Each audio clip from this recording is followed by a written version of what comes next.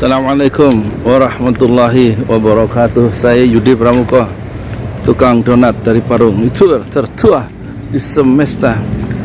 Edisi ini hari Jumat ya, tanggal berapa ini? 25 ya. Saya mau bicara langsung dengan Bapak Jenderal Gatot Nurmantio. Pak, saya Yudi Pramuka, Pak. Barusan di Danau, sekarang jam 6.18. Ini saya ada di kantor saya 7 hektar, Pak. Kantor paling luas di semesta. Hanya saya YouTuber satu-satunya, Pak Gatot, yang punya kantor seluas ini di dunia. Dan Pak Asih, dan barusan saya buka. Saya barusan ini Pak Gatot, ini mau ngomong serius Pak, tapi sebelumnya saya mau menginformasikan, saya barusan sarapan pakai nasi uduk, terus bakwan yang kering 2, tempe 1, terus sebelumnya ini combrok isinya oncom, terus teh manis gelas besar, murah Pak, Rp12.000. Alhamdulillah. Saya harus sarapan dulu sebelum bicara dengan Pak Gatot. Pak Gatot Nurmantio, saya sudah mendengar Pak narasi Bapak di kami Jawa Barat ya, sambutan Bapak di sana. Di video itu 26 menit ya. Terus kemarin saya juga sudah melihat wawancara Hersu Beno Arif dengan Bapak pakai Zoom itu, dan beberapa video saya perhatikan, saya makin tertarik ya dengan komitmen keislaman dan komitmen kebangsaan Pak Gatot Nurmantio, yang tadinya saya pikir seperti Panglima TNI yang biasa. Dan oh iya, saya hadir waktu deklarasi kami di Tugu Monas, di Tugu Proklamasi itu Pak. Dan saya melihat ada Mutia Hatta, Profesor Sri Edi Swasono dan lain-lain, tapi saya nyari Pak Amin Rais kok nggak ada ya. Saya lihat Rocky Gerung ketinggalan. Intinya gini loh Pak, Bapak bicara menarik ya. Ternyata dilihat dari pidato Bapak di deklarasi kami itu, kami yang Bandung itu ternyata ini ya Pak, Bapak sangat dekat dengan kiai-kiai dan pesantren, dan ada 17 yang Bapak ungkapkan. 17 Agustus 2017 Bapak menjadi pembina Hafiz Quran ya, murojaah tahfiz Quran, ribuan santri tahfiz Quran ya di Cilangkap. Di sini di Cilangkap kan di Jakarta Timur ya, dekat. Berarti waktu pas saya kuliah bahasa Arab Mahat Utsman bin Affan, saya di Jakarta Timur Pak, di Bambu Apus ya, di dekat Kartika itu, kompleks Kartika. Nah, jadi bertahap saya mengenal Pak Gatot, dan yang saya heran, Pak Gatot sudah mencium bangkitnya komunis tahun 2008 ya, udah lama berarti Pak, dengan indikasi hilangnya sejarah komunis di buku-buku di SD, di sekolah-sekolah. Dan kalau yang paling muda anak itu belajar sejarah umur kelas 6, umur 12, berarti pas universitas, pas memuda, mereka tidak mengenal sejarah PKI, dan ada kekuatan yang secara sengaja menghilangkan sejarah itu menurut Bapak. Tapi Bapak tidak mengungkapkan langsung dan hanya mengadakan proxy war. Saya nggak ngerti maksudnya proxy war, dan Bapak mengadakan kuliah umum di 59 kampus ya selama Bapak menjadi Panglima. Proxy war itu ya mbok di ini toh Pak Gatot, dijelaskan apa maksudnya gitu kan, nggak ngerti saya, umumnya nggak ngerti yang lihat di video itu. Menurut saya proxy war itu apa.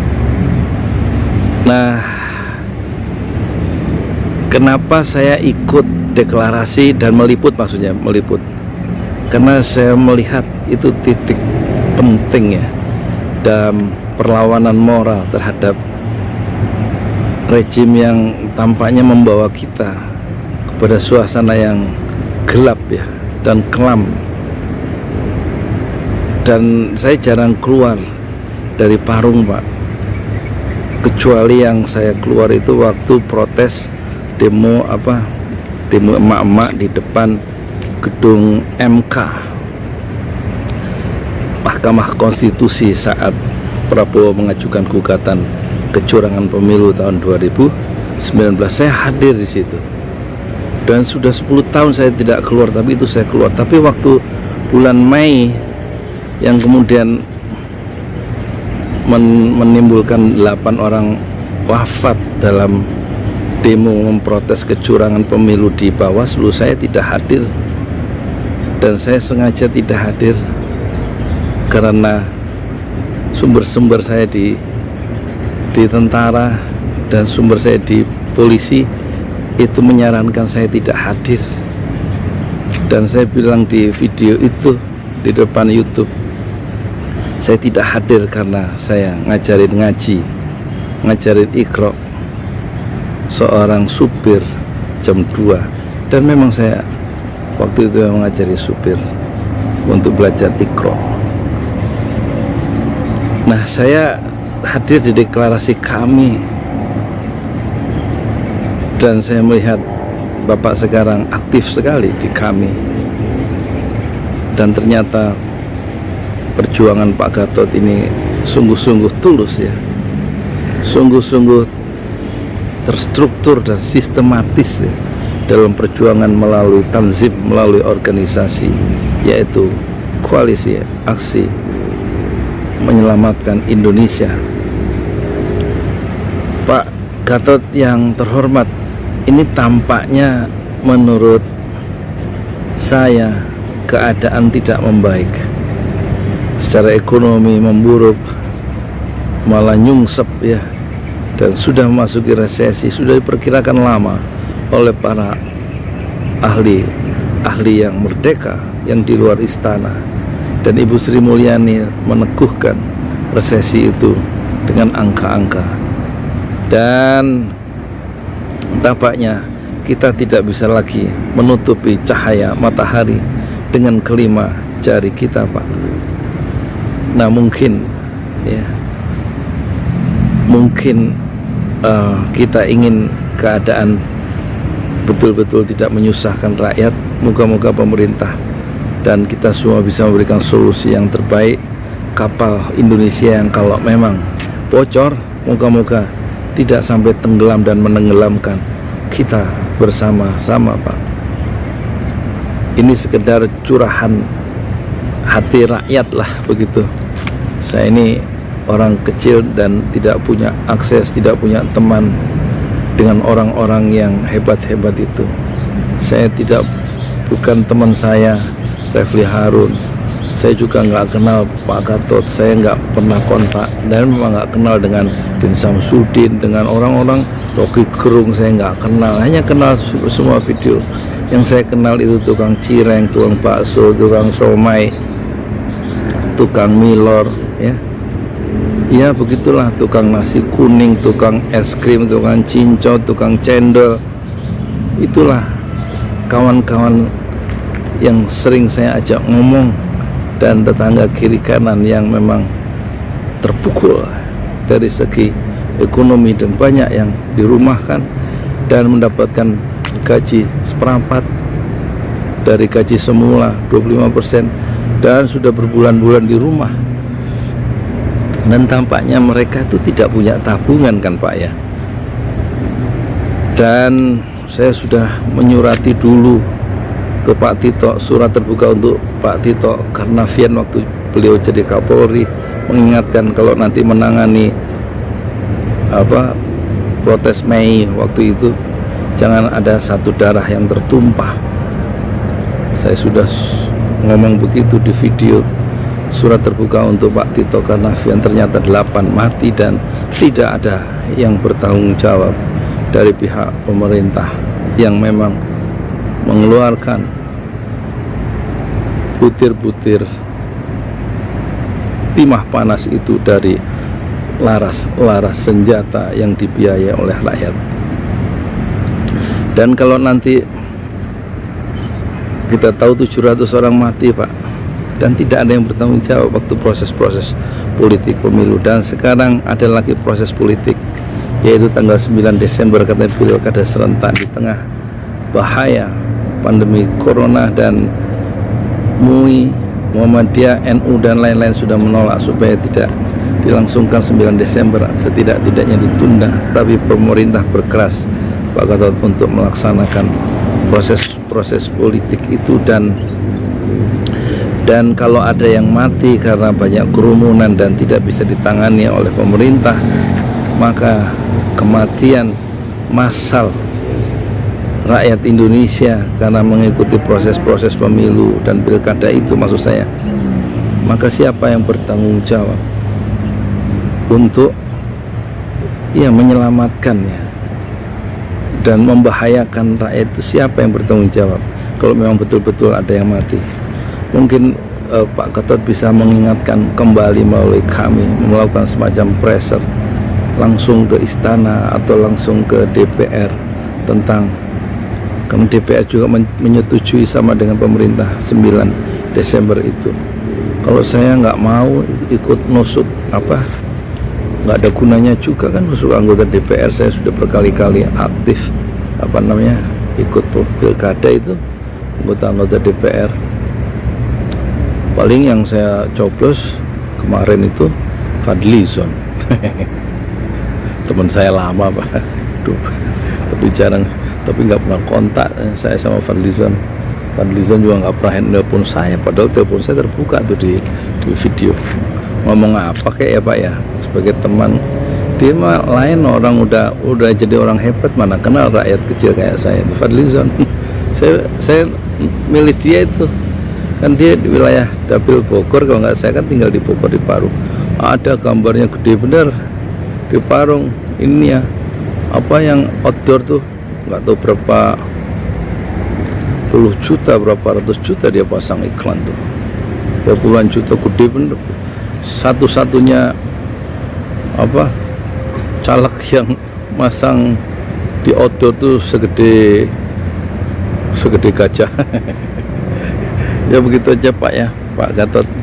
Dan saya salut dengan Bapak yang sangat dekat dengan Al-Quran, sampai bisa menjadi pembina tahfidz, pembina hafiz Quran ya, dan melaksanakan kegiatan murojaah hafalan Quran di Cilangkap. Luar biasa itu sejarah yang sangat penting ya dalam proses sejarah politik Indonesia modern itu, Pak.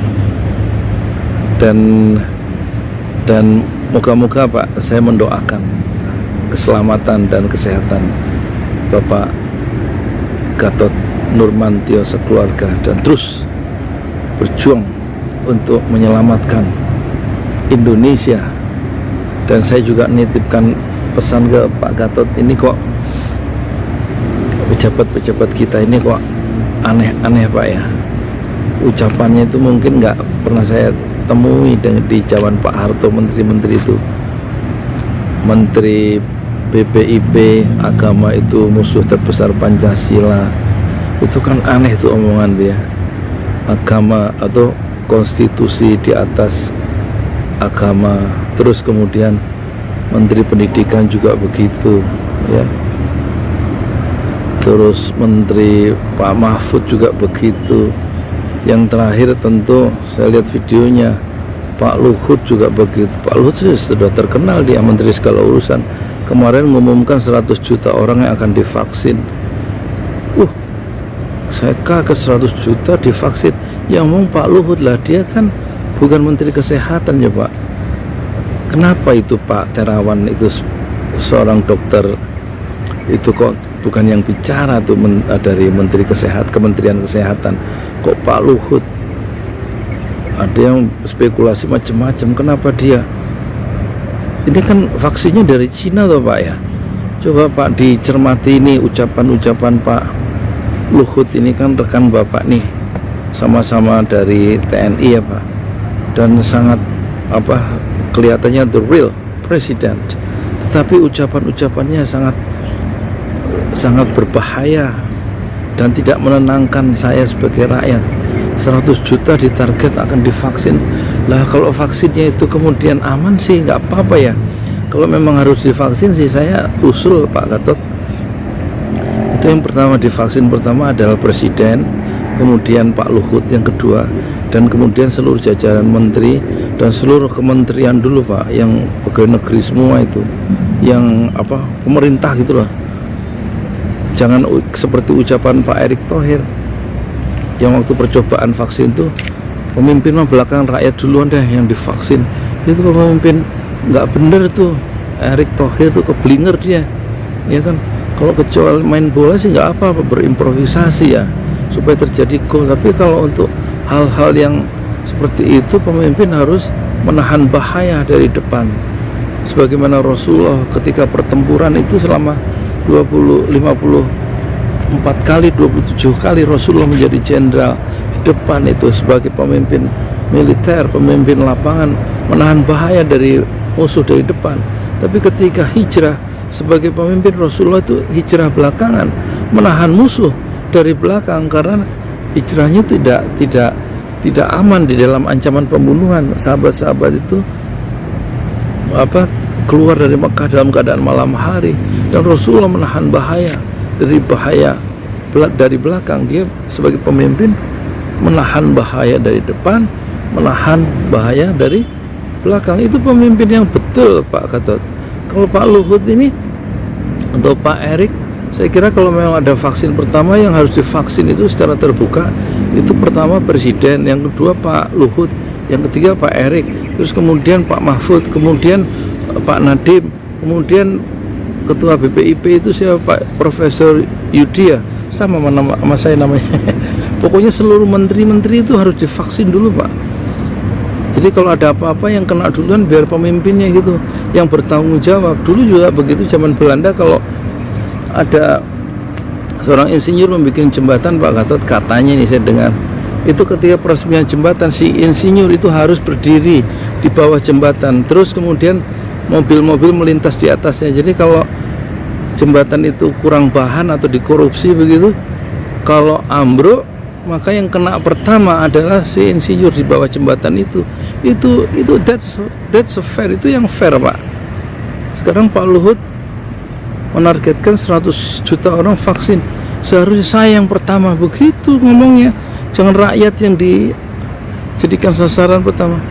100 juta rakyat dijadikan harus divaksin COVID-19, dan saya yang divaksin pertama kali, begitu Pak.